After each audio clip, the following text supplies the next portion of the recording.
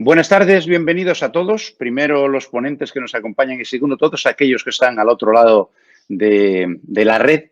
Y ya saben, en esta primera sesión, según el programa, vamos a hablar sobre las diferentes patologías hematológicas, qué necesidades médicas hacen falta que cubramos y, naturalmente, cómo está la investigación en esta materia. Esto de las enfermedades raras, ya saben ustedes que es siempre muy controvertido, porque al final es mucho más importante, como decía Hipócrates, saber qué persona tiene la enfermedad que qué enfermedad tiene la persona. Porque al final la enfermedad puede ser rara, pero la persona no lo es. Lo que sí es diferente en el abordaje que tenemos cotidianamente con cualquier otra patología mucho más frecuente, digamos que estadísticamente más tratable. Pero sin más dilación, vamos a presentar a nuestros ponentes, que son, por este orden, Manuel Posada, que es el director del Instituto de Investigación de Enfermedades Raras del Instituto de Investigación Carlos III, Teresa Chavarría Jiménez, la directora general de Investigación, Docencia y Documentación, Estrategia de Terapias Avanzadas de la Comunidad de Madrid, María Eva Mingot Castellano, del Servicio de Hematología y Hemoterapia del Hospital Universitario Virgen del Rocío de Sevilla, Jorge Capapey, presidente de la Asociación Española de Laboratorios de Medicamentos Huérfanos y Ultrahuérfanos, y Manuel Pérez, presidente de la Fundación MEUER de Medicamentos Huérfanos y Enfermedades Raras, que además es presidente del Colegio Oficial de Farmacéuticos de Sevilla. Dispone cada uno de ellos, como siempre, de 5 minutos para contarnos lo que quieran y vamos a empezar por Manuel Posada. Os cronometro, así que no paséis, Manuel, cuando quieras. Bueno, buenas tardes. Ante todo, muchas gracias a la Fundación Bamber por invitarme a hacer esta presentación y también a mi directora general que acaba de hablar y tener la inauguración de esta sesión. Bueno, lo primero que yo quisiera hacer una breve presentación del Instituto de Investigación de Enfermedades Raras, muy breve, para que pueda dar tiempo a soltar alguna idea que pueda servir luego para la discusión. El Instituto de Investigación de Enfermedades Raras forma parte del Instituto de Salud Carlos III y básicamente tiene unos componentes que abarcan desde la parte más epidemiológica e incluso la más clínica con su programa de casos sin diagnóstico. En la parte más epidemiológica, el estudio sobre los determinantes de las enfermedades y del retraso del diagnóstico.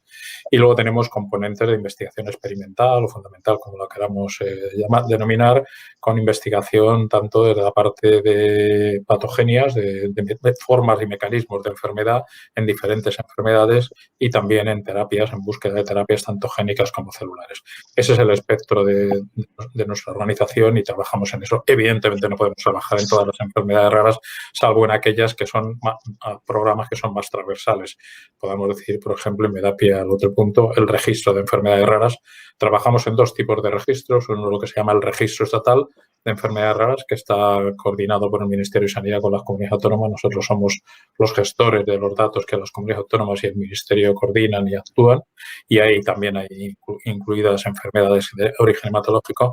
Luego tenemos el registro de pacientes, que ya es propio del Instituto de Salud Carlos III, donde tenemos información de enfermedades raras y también en el pasado, a lo mejor luego en la discusión podemos hablar, tuvimos bastante interés en el desarrollo de las enfermedades raras hematológicas con el apoyo de algún investigador que pudo impulsarlo durante un tiempo hasta que aquello pues no pudo consolidarse, por lo menos en la vía que aquel investigador del Hospital Clínic de Barcelona en su momento estaba programando y había negociado e incluso en varias reuniones con nosotros.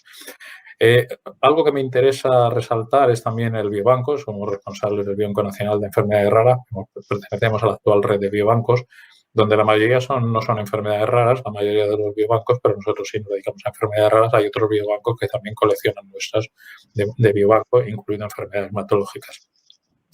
Y finalmente, algo que sí me gustaría plantear es el tema internacional. El tema internacional, tanto la parte más europea, dentro del programa europeo conjunto, donde somos socios de ese programa y donde se está trabajando de manera muy importante en la creación de plataformas que permitan facilitar el diagnóstico lo más rápidamente posible y el acercamiento a las terapias de todo tipo. Ahí trabajan también las organizaciones de pacientes y también trabajan en la industria. Y, como no, el Consorcio Internacional de Investigación de Enfermedades Raras, donde tengo la representación del propio Instituto de Salud Carlos III, donde también tenemos, Sanofi es un miembro del Consorcio Internacional de Investigación de Enfermedades Raras.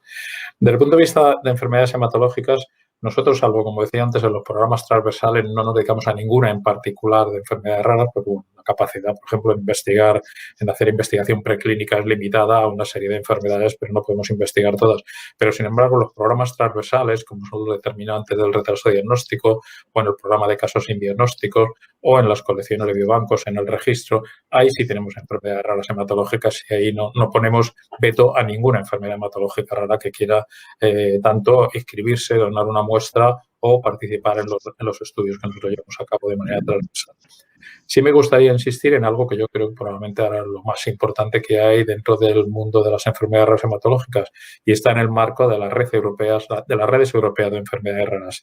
Hay una que se dedica precisamente a enfermedades de la sangre, se llama Blood-ERN, y básicamente esta red, desafortunadamente y afortunadamente también solo tenemos un hospital, el Hospital Valdebrón, que participa en esta red. Podríamos tener más hospitales, pero tenemos uno, al menos tenemos uno.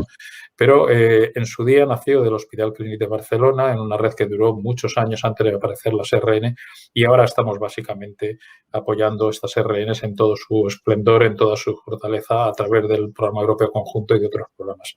Esa es nuestra misión con las enfermedades raras, que ya digo, no son específicas para enfermedades hematológicas, sino transversales a muchas de ellas, entre las que están las enfermedades raras hematológicas.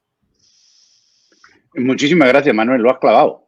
Así que empezamos bien, le toca ahora, por turno, como decíamos, a Teresa. Teresa, cuando quieras, tus 5 minutitos. Perfecto, muchísimas gracias. Bueno, también quiero agradecer, al igual que Manolo Posada, la invitación a formar parte de esta jornada. Nosotros, yo lidero la Dirección General de Investigación, Docencia y Documentación de la Consejería de Sanidad de la Comunidad de Madrid. Y, bueno, en muy poco tiempo también, porque yo creo que es mucho más interesante el debate que pueda surgir de lo que comentamos, me gustaría dar algunas pinceladas, ¿no?, en relación a la temática. Como parte del Servicio Madrileño de Salud, la estrategia en la que se trabaja a nivel de la Comunidad de Madrid es en el abordaje integral de las enfermedades raras. Y cuando hablo de abordaje integral es desde un punto de vista no solamente de la asistencia, desde un punto de vista asistencial, sino también de la gestión de la patología y, por supuesto, no debemos olvidar la parte de formación y de docencia, no solamente de nuestros profesionales, sino también de la ciudadanía en este tipo de enfermedades y de la investigación y de la innovación, ¿no? La asistencia probablemente es algo que bueno, pues tanto el propio paciente como el propio profesional sanitario tenga muy claro que requiere un nivel de cualificación muy importante por parte de los profesionales y cada vez equipos de trabajo multidisciplinares dentro de cada una de estas patologías. A nivel de gestión, es cada vez más necesario implementar planes de gestión, especialmente para nuevas terapias, y haré mención específica, nuevas terapias que cada vez son más costosas y que tenemos que gestionar no solamente desde el punto de vista del procedimiento asistencial, sino también desde el punto de vista económico, del impacto económico que estas nuevas terapias que se van introduciendo y que van teniendo una salida muy importante para los pacientes pueden tener en el sistema sanitario. Y luego, por supuesto, desde el punto de vista de la formación, en las terapias orientadas a las enfermedades raras tienen tratamientos y sistemas diagnósticos que requieren una alta cualificación de los profesionales, que requieren estar formados, y desde el punto de vista de la investigación, qué duda cabe que ha sido gracias a la inversión que se ha hecho en los últimos años que cada vez tenemos nuevos procedimientos diagnósticos y nuevas terapias para tratar estas patologías, ¿no? Y en este sentido, en Madrid llevamos trabajando desde el año 2019 en la implementación de la Estrategia Regional de Terapias Avanzadas, con el objetivo de optimizar el uso de las terapias avanzadas para que puedan tener un acceso a todos los pacientes que lo puedan necesitar. Y teniendo en cuenta estos aspectos, no solamente el aspecto asistencial, sino el de la gestión, el de la formación y el de la investigación. Ahora mismo, en España hay autorizados, dentro de los medicamentos autorizados por la Agencia del Medicamento, hay 3 que están comercializados y autorizados y que están orientados a tratar enfermedades que se consideran raras, enfermedades de naturaleza hematológica, oncohematológica, y una que está en proceso o en vía de negociación para su precio y comercialización, que ha sido autorizada por la EMA, ¿no? Yo creo que gran parte del trabajo que se está haciendo a nivel de la Estrategia Regional de Terapias Avanzadas ha permitido que ahora mismo en Madrid tengamos un mecanismo para dar acceso a estos nuevos medicamentos a pacientes que en determinadas condiciones no podrían haber tenido ninguna terapia alternativa a su situación, a las enfermedades que padecen, y que estamos haciendo un abordaje integral, como os he comentado. Un abordaje que se caracteriza por 3 elementos fundamentales. Primero, la estrategia está organizada desde un punto de vista de gobernanza, con un comité director que está presidido por el consejero de Sanidad y en el que están integrados las direcciones generales competentes en el ámbito asistencial, en el ámbito de la gestión económica y en el ámbito de la investigación y la docencia.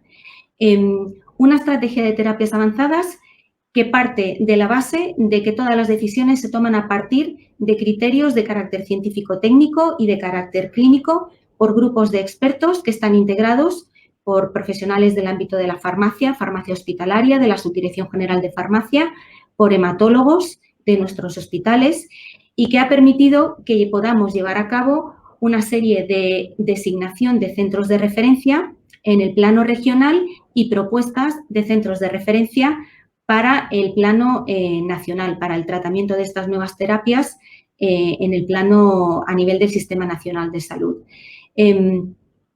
Qué duda cabe que, desde luego, después de estos casi 3 años de implementación de la estrategia regional, yo creo que aquí hay 3 aspectos que tenemos que ser capaces de valorar y que quizá podrían ser elemento para abrir el debate. Primero, la importancia que tiene que una estrategia de estas características con medicamentos costosos y que tienen un alto impacto en el propio paciente por los efectos secundarios esté liderado por la cabeza de la institución, en este caso el consejero de Sanidad, que desde el principio se cuente con todos los profesionales que están implicados y con todos los centros sanitarios que van a estar implicados en el tratamiento y en el diagnóstico de estas enfermedades, que tengamos una relación y una comunicación permanente con el sector de la industria farmacéutica que comercializa estos medicamentos. Y yo creo que por encima de todo que tengamos muy claro que el paciente tiene que estar en el centro de todas nuestras actuaciones. Y yo creo que lo dejo aquí y abrimos debate. Perfecto, Teresa, muchísimas gracias. Tú también lo has clavado. Vamos, hoy no le puedo echar la bronca a nadie. Todo el mundo está cumpliendo en tiempo. Eva, tu turno. Cuéntanos, 5 minutitos. Vale, bueno, lo primero, buenas tardes a todos y asociarme a las felicitaciones y el agradecimiento, ¿no? A estar esta tarde aquí invitada por la Fundación Bamber. Yo, según estoy escuchando a mis compañeros, digo, bueno, yo creo que la visión que tengo que aportar es la visión del clínico de a pie.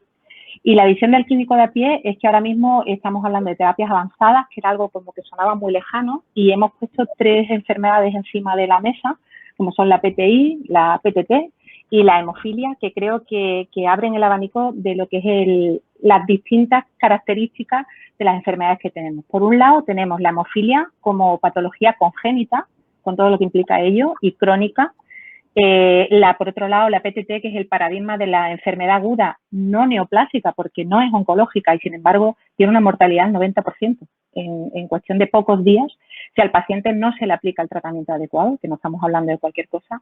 Y por otro lado tenemos la PTI, que es una enfermedad adquirida, que es una enfermedad crónica y que ha sido una enfermedad rara y la prima pobre, por decirlo de alguna manera, de la hematología, pero que tiene unas limitaciones en la calidad de vida muy importantes. Entonces, estos 3 paradigmas, la aguda, la crónica y la congénita, son las características de estas enfermedades raras y va a ir moderando esto lo que le implica a los pacientes. Yo, desde el punto de vista de terapias avanzadas, sí tengo la percepción, tratando las 3 patologías como trato, que en los últimos 4 o 5 años ha habido una auténtica revolución.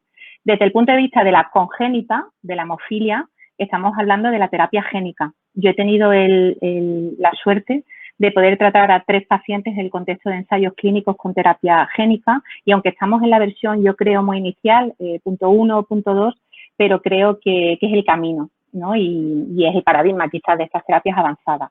Además de eso, en los últimos 2 o 3 años estamos asistiendo al uso de anticuerpos monoclonales que está haciendo que la gente que padece hemofilia y que para prevenir sangrados que pudieran, por un lado, limitarle muchísimo su día a día, como sangrados graves, como puede ser un sistema nervioso central en un niñito de 2 años que está empezando a andar porque se dio un traumatismo, pues hemos pasado de tenerles que poner una familia a las 7 de la mañana cuando se levanta la medicación intravenosa en vena a un niñito de esta edad a administrar fármacos subcutáneos que se ponen cada 2 semanas, cada 3 semanas. Eso es una revolución. Desde el punto de vista de la PTT, bueno, pues el tratamiento estándar, que son los corticoides y la plasmaféresis, en los últimos años, a través de ensayos clínicos, tenemos ya fármacos que están llevando hasta un 90 y 95% la resolución de los cuadros agudos en prácticamente la mitad de tiempo de lo que hacíamos y de la mitad de recursos desde ese punto de vista hospitalario. Y en la PTI hemos pasado de ponerle corticoides a todos yo creo que en pocos años a una terapia individualizada, porque dentro del marco de la PTI son trombocitopenias inmunes que ninguno somos capaces de ponerle el apellido y que tienen, por tanto, muchas distintas fisiopatologías que justifican un mismo fin, que es que una persona acaba generando anticuerpos y destruyendo sus plaquetas. Pues estamos asistiendo a fármacos, como se decía inicialmente, que inhiben determinadas vías de señalización, fármacos que regulan el complemento, anticuerpos monoclonales, y yo creo que en poco tiempo casi que podríamos plantearnos un tratamiento a la carta. Ahora bien, dicho todas estas bondades de la investigación, me ha gustado escuchar a mis compañeros porque creo que se habla mucho de esto, pero que quedan varias áreas que tenemos que intentar resolver. Una es el área del diagnóstico, de encontrar marcadores biológicos sencillos, asequibles y que estén cercanos al clínico para que no sea una odisea poderle poner el nombre a una determinada enfermedad. Otra súper importante son los registros de pacientes, porque sin registros de pacientes es muy difícil establecer un mapa de necesidades y una equidad al acceso de esos tratamientos, que por otro lado son todos en general bastante caros y creo que esta va a ser la tónica que se mantenga. Y luego un abordaje muy importante, porque el paciente está en el centro del sistema, como acaba de decir Teresa, es el abordaje psicosocial. Lo que en el Observatorio de la Hemofilia hace muy poquito, la gente está como muy contenta con esas terapias que tiene cercanas y nuevas, y lo que reivindica es la formación del paciente, el paciente experto, que el paciente se establezca en redes, todo el mundo del área de la telemedicina, para que los médicos, como bien dices, que necesitan mucha especialización en un determinado tema, sea médicos que tienen que tratar a estos pacientes por cercanía o por lo que sea, tengan un acceso fácil a ellos. Entonces, lo dicho, yo creo que terapias avanzadas es algo que ha revolucionado el tratamiento y que va a seguir en ello en los últimos años, pero que no podemos perder de vista la gestión de recursos, la importancia de saber los registros para esta distribución, la importancia del diagnóstico y la importancia del ambiente psicosocial en los pacientes que tratamos día a día. Muchísimas gracias, Eva. Tú te has quedado incluso hasta corta. Qué bien, así da gusto. Para un moderador esto es lo mejor que puede ocurrir. Bien, seguimos con Jorge Capapey, que nos va a hablar de la parte que corresponde a los medicamentos. Jorge, cuando quieras.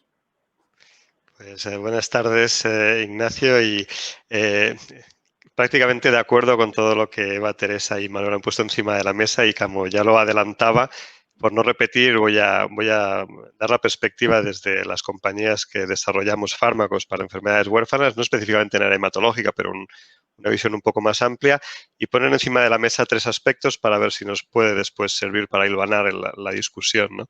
Yo creo que el auge y la aparición de un número tan elevado de medicamentos huérfanos tiene que ver con un marco regulatorio favorable, pero no únicamente. Y a nadie se le escapa que el avance de la ciencia biomédica en los últimos 20 años ha sido muy importante, y especialmente creo que Eva hacía mención el mayor conocimiento de las bases fisiopatogénicas de las enfermedades y la aparición de tecnologías que nos permiten un abordaje más etiológico y más específico, y creo que también hacía mención en cuanto a la individualización del tratamiento, ¿no? Y esa es una base que no debemos olvidar, que ha permitido esta explosión del desarrollo de terapias, ¿no? Hay 3 retos principales de las empresas que se dedican o que dedican parte de sus esfuerzos al desarrollo de terapias en estas áreas, ¿no? Una es el abrir una nueva vía en la montaña. Cualquiera que haya hecho montañismo sabe que abrir la primera vía en una montaña tiene el mérito, porque claro, no sabe, nadie ha pasado por ahí delante, ¿no? Y eso quiere decir, pues a veces desde tener que determinar la historia natural o la carga de la enfermedad o cuál es ¿no? Pues la etiopatogenia incluso de esa enfermedad, hasta cuestiones más prosaicas, como cómo hacer un estudio, cuáles son las variables de resultados que van a resultar eficientes para utilizar, cómo las autoridades regulatorias tienen que entender por primera vez unos resultados sobre unos pacientes concretos y si esos resultados en salud son o no son relevantes para lo que al final nos importa, que es la calidad de vida y la supervivencia de los pacientes, ¿no? Con lo cual, una vez alguien ha abierto una vía en la montaña es más fácil seguirla, pero abrirla por primera vez creo que hay que poner en valor también el desarrollar fármacos en enfermedades huérfanas. Muchas veces es ese primer intento y eso conlleva pues un riesgo en el desarrollo que las empresas tienen que gestionar de alguna manera, ¿no? Un segundo aspecto que pondremos encima de la mesa y que estará bien a ver si nos aparece después en la discusión es que son agentes de la salud más allá del fármaco, ¿no? Creo que al final a nadie se le escapa que cuando una enfermedad minoritaria de repente tiene un tratamiento, no únicamente tiene un tratamiento, de repente hay una mayor inversión en educación médica, los diagnósticos y el reconocimiento de la enfermedad cambia, el manejo de la enfermedad, cualquiera que haya estado, no sé, la hipertensión arterial pulmonar que empecé yo hace 15 años, ¿quién la reconoce hoy en día, no? Y no es únicamente los fármacos que están, sino que es el conocimiento, las unidades de referencia, la historia natural de la enfermedad, y por lo tanto somos un agente que se tiene que integrar y que está integrado con los otros agentes de salud y totalmente a favor de ese participar y coparticipar de la salud de los pacientes, ¿no? Y la tercer elemento es un elemento que a veces se nos escapa, que es lo que deja la investigación detrás, ¿no? Pongo un ejemplo, ¿no? El ejemplo más fácil es cuando se entra a tratar la fibrosis pulmonar idiopática, pero al cabo de unos años se tratan todas las fibrosis pulmonares, ¿no? Porque se expande el área de conocimiento y el conocer la fibrosis pulmonar idiopática te permite y te da una plataforma tan buena para tratar las fibrosis de tipo autoinmune o las fibrosis por radiación, ¿no? Con lo cual, el conocimiento no está en una torre de marfil, sino que se apoya en las áreas conjuntas. Esta es fácil de ver, ¿no? Después hay otro elemento que es lo que nos pasa con las tecnologías, ¿no? Cuando desarrollamos una tecnología, yo actualmente me dedico al RNA de interferencia, pero los biológicos, las terapias génicas, como el tratar esa tecnología a una enfermedad te valida la tecnología para aplicarla a otras enfermedades y como una plataforma tecnológica también crece, ¿no? Y como es una red que se va nutriendo y cuanto más conocemos una tecnología, más tratamientos podemos abordar, más conocemos las posibilidades de esa tecnología, ¿no? Y esa es un poco más difícil, pero yo creo que se ve. La tercera, y ya les pongo un ejemplo y aquí lo dejaré, es la herencia que se deja para toda la ciencia, ¿no? Ahora algunos hemos recibido una vacuna de RNA. Yo personalmente tengo una enfermedad minoritaria también y soy grupo de riesgo y ya he tenido la suerte de recibir la vacuna de Moderna. Esa vacuna de RNA va vehiculizada con una nanopartícula lipídica. Una nanopartícula lipídica que mi empresa desarrolló para una cosa que no tiene nada que ver con esto, ¿no? Sino que tenía que ver con una cosa totalmente diferente. Pero es cierto, ¿no? La ciencia al final uno sabe dónde empieza y no sabe dónde acaba. Y a veces lo que también la industria sirve de eso, ¿no? De conectar piezas de ciencias absolutamente dispares de aquí y de allí y ponerlos al servicio del paciente y de soluciones que al final, pues, una cosa que empezó estudiándose para una enfermedad minoritaria, pues probablemente la tengamos muchos que recibir en una vacuna para el COVID, ¿no? Y bueno, con estos ejemplos, pues si nos sirven para la discusión, estaré encantado y esto es todo lo que quería comentar, Ignacio. Muchas gracias, Jorge. Está claro, hoy vamos a discutir mucho porque estamos clavándolo. Manuel, tu turno para ver qué es eso de, a ver, los farmacéuticos que pintáis en esto.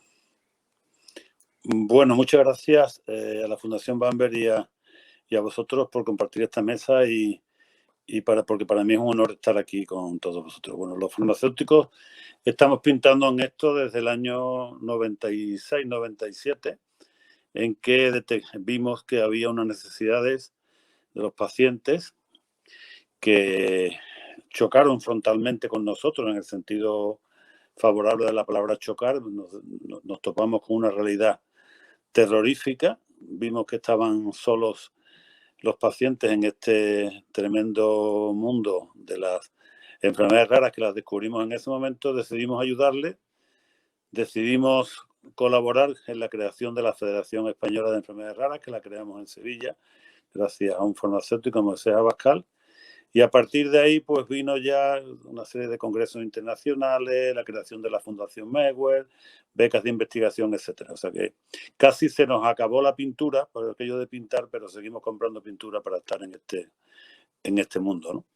Y sobre todo en este mundo desde el punto de vista de la fundación, de nuestra Fundación Mewes, en contacto con los pacientes. También soy patrono de la Fundación FEDER y estamos en contacto diario con los pacientes, bueno, que nos escriben, nos contactan con nosotros pidiéndonos información de todo tipo. Eso nos ha permitido, pues, dar una serie de mensajes y colaborar con ellos, ¿no? Fundamentalmente a la hora de derivar de pacientes, de encontrar centros sanitarios y etcétera, ¿no? Nosotros ante el diagnóstico de una enfermedad rara siempre nos llega la misma pregunta, lo que nos hacen, ¿no? Es que si tiene solución la enfermedad, tiene cura. Y siempre terminamos mirando para la administración y para la industria farmacéutica, ¿no? Bueno, no hay cura, no hay cura, hay tratamiento, no hay tratamiento, pero hay que investigar.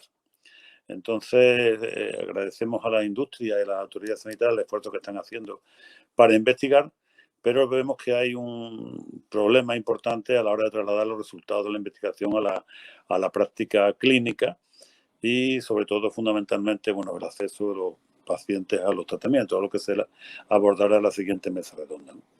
Evidentemente, somos conscientes de que numerosos pacientes están pidiendo que haya una mayor agilidad en los mecanismos de aprobación de los medicamentos, fundamentalmente porque de ellos depende su vida. También quieren que haya una mayor agilidad porque así rentabiliza la industria farmacéutica antes sus inversiones y puede abrir la puerta para nuevos tratamientos, como acaba de decir perfectamente Jorge, ¿no? Abrir la puerta para nuevos tratamientos para esa misma patología o para otras, ¿no?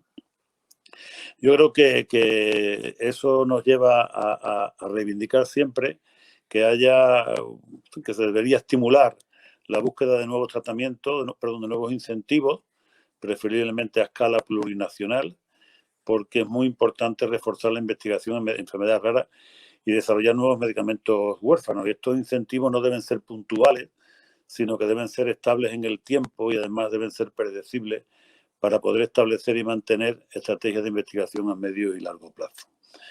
Por otra parte, también llevamos tiempo diciendo que hay que compartir la información en enfermedades raras. Aquí no estamos hablando de que nadie se va a llevar un premio Nobel por descubrir un tratamiento para una enfermedad rara, pero hay que compartir la información en enfermedades raras porque no podemos desaprovechar la experiencia de otros ni duplicar líneas de investigación.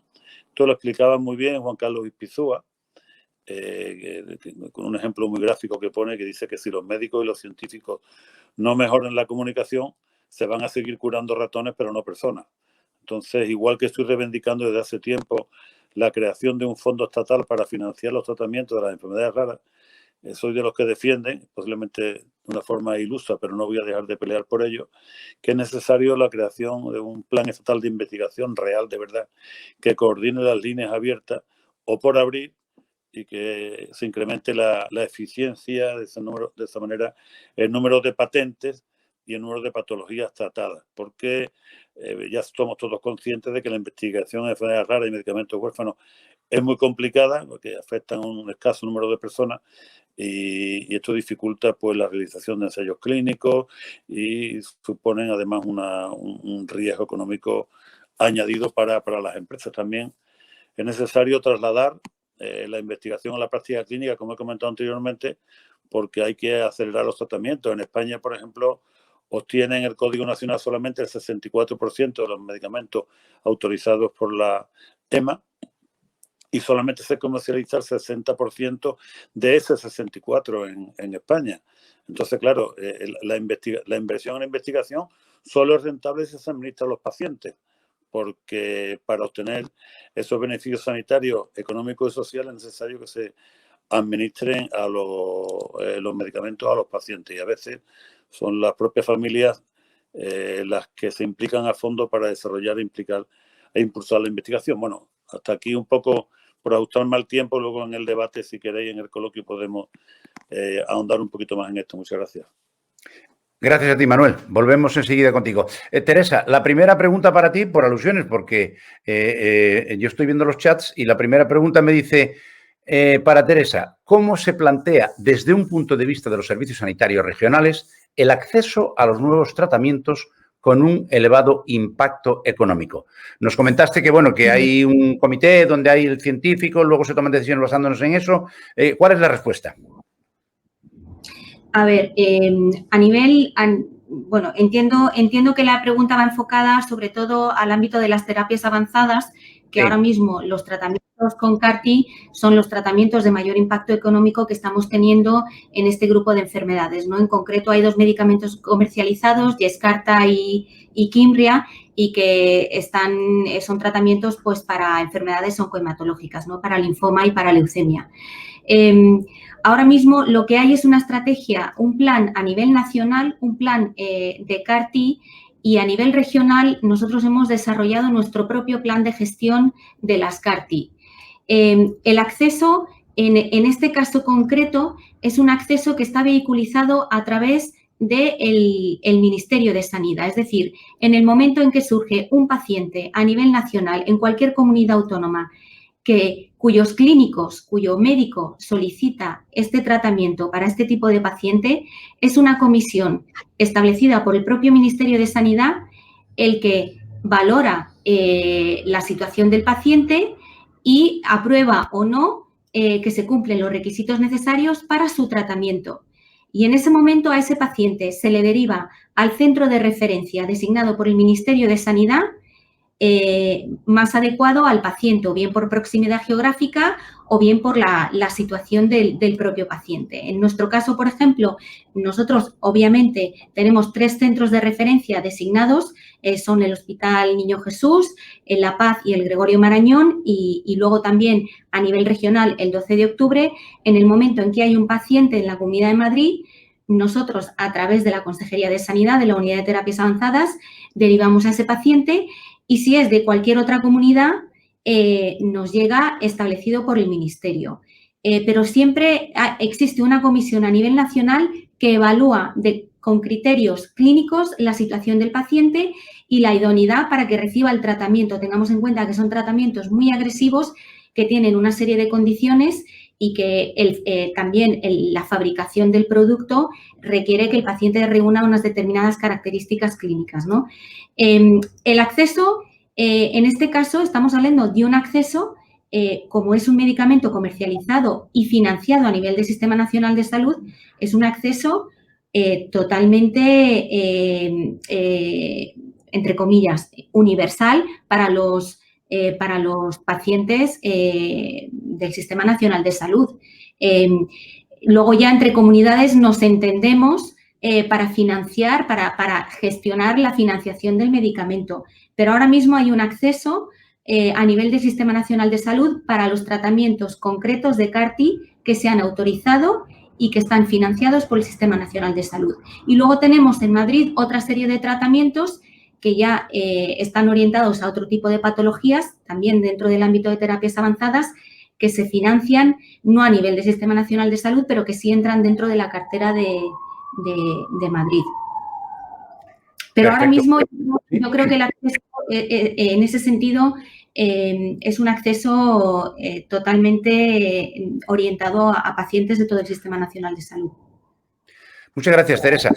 Eva, me preguntan ¿en qué consiste el tratamiento génico que has mencionado antes? ¿Qué es exactamente lo que se ha hecho? Vale, pues os cuento. Yo creo que de terapia génica en hematología lo que va ahora mismo más a la cabeza es en hemofilia, porque como lo que se altera es un único gen, es como más sencillo que cuando una enfermedad es poligénica. Entonces lo que se hace es que en el caso de la hemofilia A y de la hemofilia B, se coge el gen del factor 8, que corresponde a la enfermedad de la hemofilia A. Si tienes un trastorno en ese gen, no produce factor 8 y produce una hemofilia A. Y si tienes una alteración en el gen del factor 9, pues no produce factor 9 y tienes una hemofilia B. Vale, pues se coge el gen que corresponda y se introduce dentro del material, se forma una especie de cassette y se introduce dentro de un adenovirus que normalmente se hace con adenovirus, porque son virus que no nos suelen generar patología y que en los serotipos, en los grupos de estos adenovirus que se están utilizando, suelen tener apetencia por el hígado, por ir hacia el hígado, que es precisamente donde se produce el factor 8 y donde se produce el factor 9. Entonces, tú coges tu adenovirus, introduces el gen del factor 8 o del factor 9 dentro de su propio genoma y lo introduces con una inyección intravenosa en el paciente. Entonces, si una vez que se introduce, esos adenovirus van buscando el hepatocito, es decir, la célula hepática, la transfectan, la infectan e introducen su material genético dentro de la célula hepática. Una vez que la célula hepática lo incorpore, lo que entiende es que tienen que empezar a producir factor 8 o factor 9. Antes no lo producía porque el suyo era patológico. Entonces, empiezas a producir el factor que es deficiente y compensas todos los problemas de coagulación que tenía el paciente.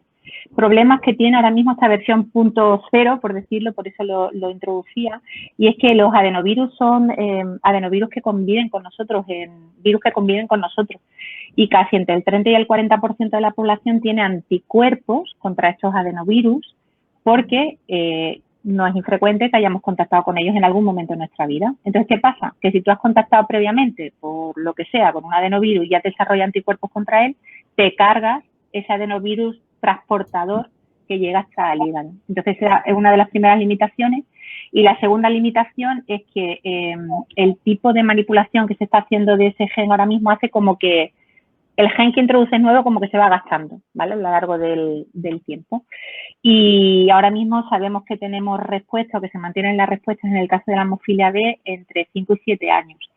Yo creo que la hemofilia va a ser un poco más recortado. Entonces, ahora estamos en el punto de alargar esa respuesta, de empezar a trabajar con retrovirus, que son otras tecnologías diferentes, y además de esto, pues ir observando también las toxicidades que todo esto pueda tener en el tiempo, ¿no? Y cómo evitar que se desarrollen esos anticuerpos o que impidan una segunda dosis de terapia génica, que es otro de los problemas que lleva esta técnica ahora mismo.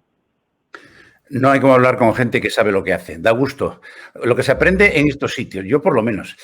Manuel Posada, me preguntan que si solo existe un único registro de enfermedades raras hematológicas o hay más de uno. Desafortunadamente no hay un único registro. Ya quisiéramos todos que hubieran uno. Y digo todos, no digo solamente nosotros. El problema es que no sabemos cuántos. ¿Por qué? Porque cada enfermedad hematológica pues tiene sus grupos de investigación organizados o semi-organizados. Luego están las sociedades médicas. Luego está también la propia industria que está interesada y que está a lo mejor en una fase previa con los ensayos clínicos que tienen que responder a sus objetivos y desarrollan en colaboración con grupos clínicos sus propios registros. Luego está la Agencia Europea del Medicamento que exige el análisis de los efectos secundarios a la propia industria y la propia industria tiene que comunicar los efectos secundarios del fármaco una vez que está comercializado y eso forma parte de otra parte de la historia natural y de un registro. Y ya por último ahora con las redes europeas de referencia pues están patrocinando todos estos registros. Bueno, de partir de la idea de que haya un único registro, ahora se está evolucionando mucho en el programa europeo al tema de los registros federados. Lo que pasa es que todavía estamos muy lejos de los registros federados. Es más una teoría, digamos, técnica por parte de los bioinformáticos de cómo estandarizar toda la información y cómo acceder a toda la información, pero estamos lejos. Maneras de solucionar esto, hoy por hoy yo conozco pocas, pero hay una. A lo mejor si los intereses se pusieran en común y sobre la mesa, a lo mejor todos nos alineamos a un único objetivo y habría un único registro. Hoy por hoy no lo hay. Muchas gracias, Manuel. Teresa, me preguntan también para ti, ¿qué papel juega la investigación y la innovación del sector público en el avance de la identificación de nuevas terapias y métodos diagnósticos? Bueno, pues yo diría, y además en base a lo que han compartido el resto de compañeros de mesa, que juegan un papel fundamental, ¿no? Qué duda cabe que es esencial que los clínicos, que son los que tienen ese trato diario con los pacientes, identifican los problemas, participen y formen parte de proyectos de investigación, de innovación y de ensayos clínicos, ¿no? Yo creo que aquí lo que ocurre es que las administraciones públicas creo que también debemos jugar un papel fundamental para dinamizar y para fomentar esa investigación. Y se ha mencionado también de la necesidad de que sea una financiación estable en el tiempo y que permita que los investigadores, los clínicos e investigadores básicos puedan llevar a cabo esta investigación. En Madrid, por ejemplo, pues contamos con 26 grupos de investigación en el ámbito de las enfermedades raras. Forman parte, digamos, investigan en diferentes patologías que, si me permitís, las identifico y os las comento porque quizá puedan ser de interés. Hematología, oncohematología, diferenciación linfoide, terapia celular, genética y clínica de las neoplasias hematológicas, trasplante hematopoyético, coagulopatías y alteraciones de la hemostasia. Todo esto solamente de enfermedades del ámbito hematológico. Luego, no olvidemos que el campo de las enfermedades raras cubre otro tipo de patologías, ¿no?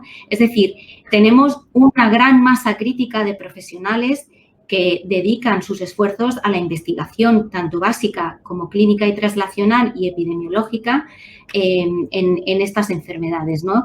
Y eso es lo que permite y lo que sigue permitiendo que cada vez identifiquemos más procedimientos diagnósticos y nuevas terapias. Pero, como ha dicho la doctora Mingot, todavía hay que afinar más, especialmente en determinadas patologías, en moléculas diana para el diagnóstico, y todavía hay que avanzar mucho más en el desarrollo de nuevas terapias. Yo creo que quizá la gran laguna que tenemos ahora mismo, tanto a nivel de la investigación que se fomenta en el ámbito regional como en el ámbito estatal, y es algo en lo que estamos trabajando en la Comunidad de Madrid, es en fomentar la investigación clínica no comercial de estas enfermedades, ¿no? Aquí es donde es crucial poner mucho esfuerzo, ¿no? En fomentar y en destinar fondos a la investigación clínica no comercial de enfermedades raras. Muchas gracias, Teresa. Tengo una pregunta para Manuel Pérez que dice: ¿hay dificultades para los laboratorios fabricantes para conseguir autorización y financiar medicamentos huérfanos en España? ¿Esto supone por parte de las autoridades, de los reguladores, un retraso en la investigación, en la práctica clínica o no? Pues yo creo... Uy, que se nos ha ido Manuel. Perdón, que sí, ahora, no, que se me ha cruzado. Digo que yo creo que sí, que hay, supone un retraso, porque en España tenemos la suerte, por una parte, de vivir en un país muy descentralizado, en el cual las decisiones se acercan al ciudadano. Pero en el campo de las enfermedades raras, pues tenemos también un poco, digamos, la desgracia de que se están tomando demasiadas decisiones, cada uno por su cuenta, ¿no? No hay una política común, existen 17 comunidades autónomas y a su vez existen 17 centros de evaluación de medicamentos, cada uno de ellos con sus correspondientes IPTs. Esto, cuando lo hablamos en determinados ambientes, nos dicen que no, que eso está corregido, que solamente existe un modelo de autorización de medicamentos, y bueno, vale, en cierto modo sí y en cierto modo no. Porque una vez que los medicamentos son autorizados para su financiación en España, se tiene que llegar a la aplicación de esos medicamentos a los pacientes. Eso ocurre en los centros hospitalarios, en los cuales se cuenta con presupuestos muy limitados. Cualquier tratamiento de este tipo, que son tratamientos costosos, suponen un gravísimo problema para la gerencia de los hospitales, y finalmente todo eso hace que el medicamento no se le administre adecuadamente. Bueno, adecuadamente no, perdón. No quiero mencionar que no se administren por parte de los servicios médicos, ¿no? Sino que se ponen trabas para su administración por parte de las autoridades por el tema económico, fundamentalmente. Una vez que se ponen esas trabas, el medicamento no llega al paciente. Al medicamento no llegar al paciente, ese problema se retroalimenta al principio y se ponen trabas para su autorización. Y finalmente estamos en una pescadilla que se muerde la cola, y por eso comentaba al principio que solamente el 64% de los medicamentos que están autorizados por la EMA terminan autorizados en España, pero solamente el 60% de ese 64%, o sea, de 151 medicamentos, según Helmut. Ahí Jorge Capapey, que nos podrá ilustrar más sobre esto. Solamente 58 de los 151 medicamentos que hay autorizados en Europa, 58 solamente son los medicamentos que en España se están aplicando, digamos, dentro de la normalidad. El resto tiene algún problema, no están registrados, tienen que venir con medicamentos extranjeros, en fin. Hay un compendio de problemas que hacen que se retrase la investigación y finalmente termina por el medicamento o no llegar al paciente o ser prescrito pero no ser administrado, o no ser prescrito o no ser autorizado. Por eso comentaba antes de que tenía que haber un mecanismo nacional más centralizado en el tema de las enfermedades raras.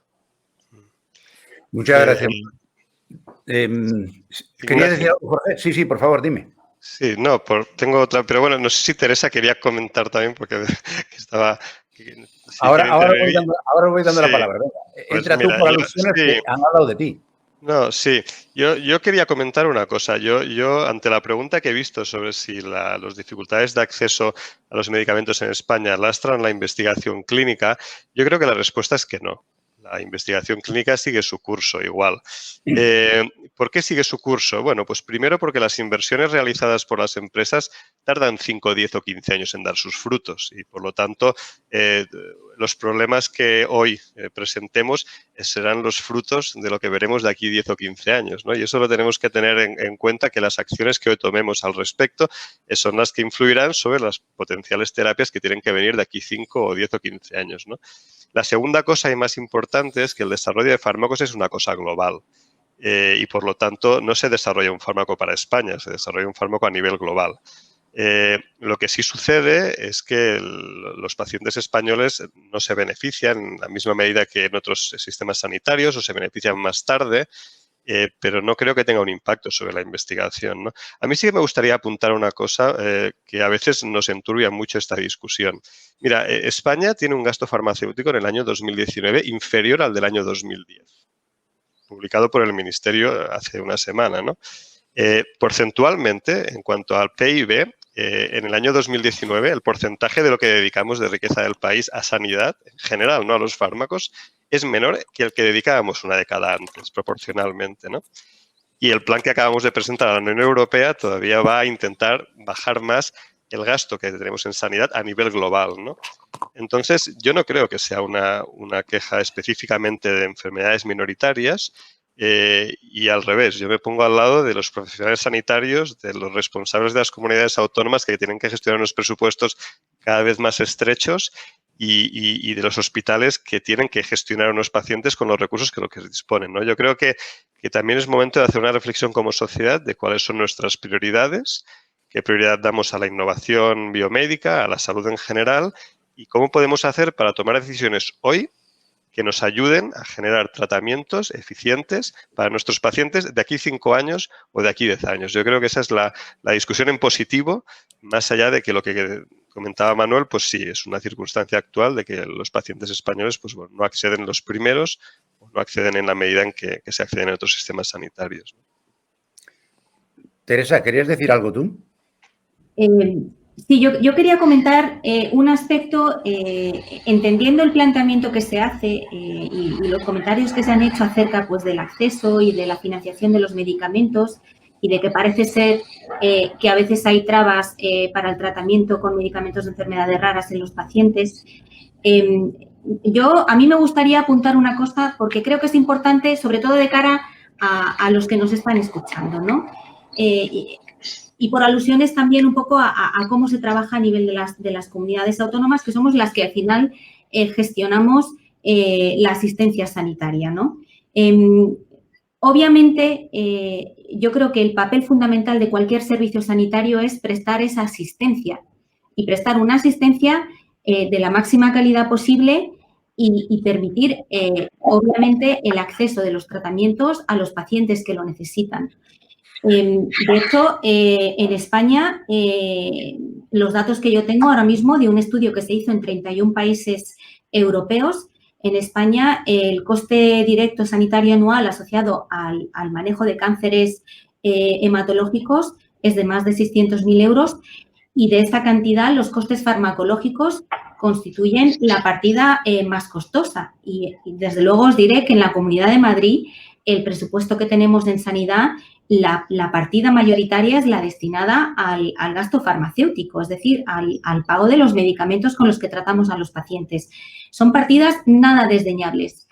Pero lo que yo creo que es importante que todos sepamos es que una de las funciones que tenemos los servicios de salud es el de no solamente hacer un buen diagnóstico, sino de aplicar los tratamientos adecuados para las patologías correspondientes y teniendo en cuenta siempre, digamos, el impacto que ese tratamiento va a tener en el paciente y en su calidad de vida. Y en este sentido, uno de los elementos que también tenemos que tener en cuenta es la propia sostenibilidad del sistema. Y esto, cuando hablo de sostenibilidad, no estoy hablando de que no se ponga un tratamiento caro a un paciente, sino que tenemos que analizar desde el punto de vista clínico la repercusión que ese tratamiento va a tener en el paciente y realmente si ese tratamiento va a tener una efectividad con respecto al precio. Y una vez que el medicamento está aprobado por el Sistema Nacional de Salud y financiado por el Sistema Nacional de Salud, las comunidades autónomas, ese tratamiento lo tenemos que aplicar cuando el paciente lo requiere. Y eso es el acceso que tenemos que dar a nuestros pacientes. Pero hay un paso previo que lo tenemos que estudiar y analizar, que es el que se hagan estudios farmacoeconómicos de los medicamentos. Quizá ahí es donde ese comentario que se ha hecho de que algunos medicamentos tardan mucho en autorizarse, yo entiendo, no sé si hay alguien aquí de la Agencia del Medicamento, pero yo creo que esto es un paso fundamental, que desde la agencia y desde las entidades e instituciones competentes se haga un análisis serio de la repercusión y del impacto que ciertos medicamentos pueden tener en los pacientes. Porque lo que nosotros tenemos que buscar son las alternativas terapéuticas más apropiadas para los pacientes.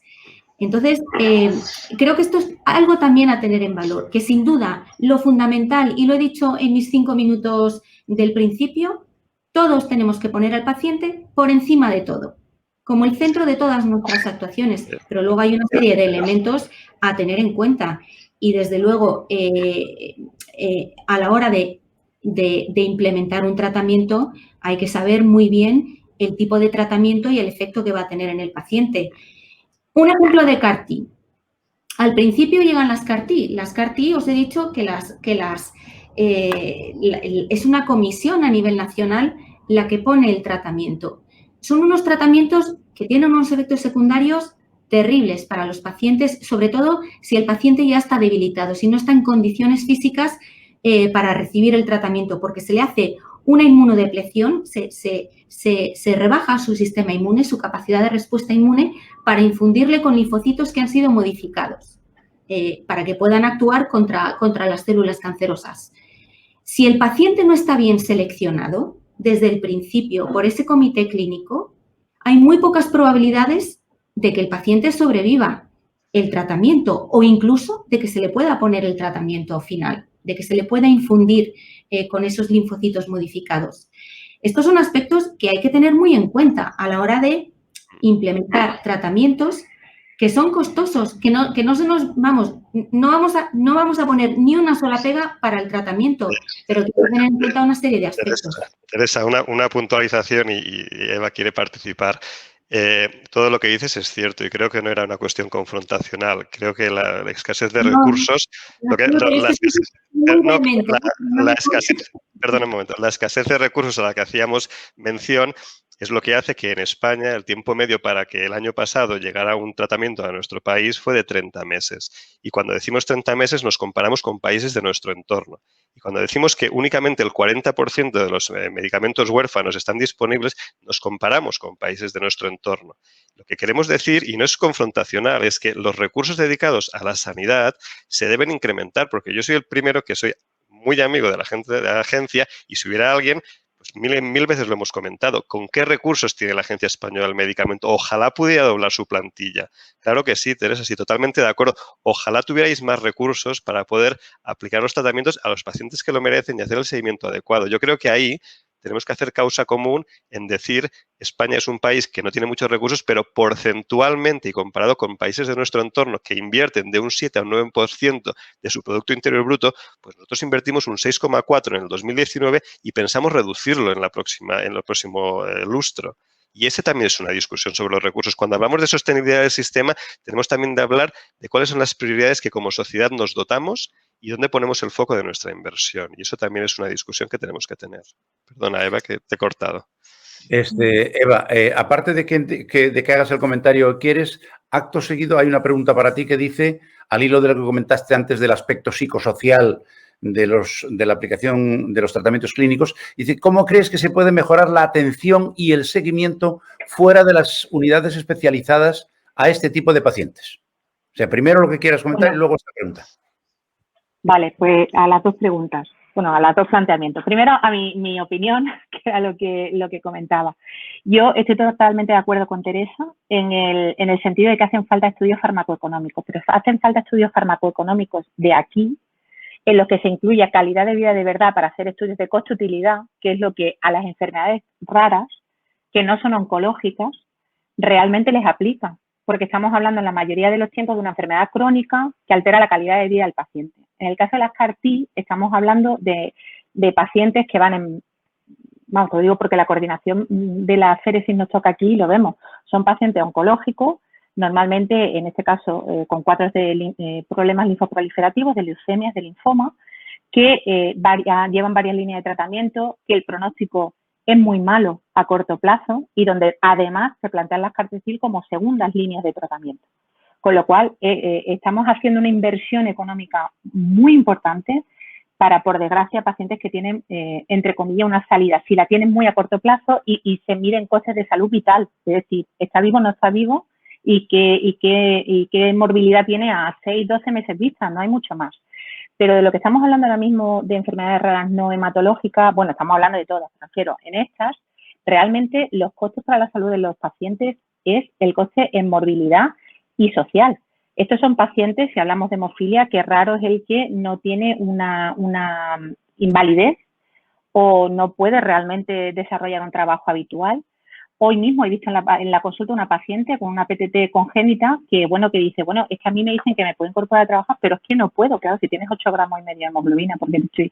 Entonces, y la PTI, pues tienes a los pacientes cada 15 días poniéndose un tratamiento en el hospital o teniendo que venir. Todo esos son costes no del pagador, sino costes sociales, que también hay que incluir en el estudio si realmente el paciente es el centro del sistema.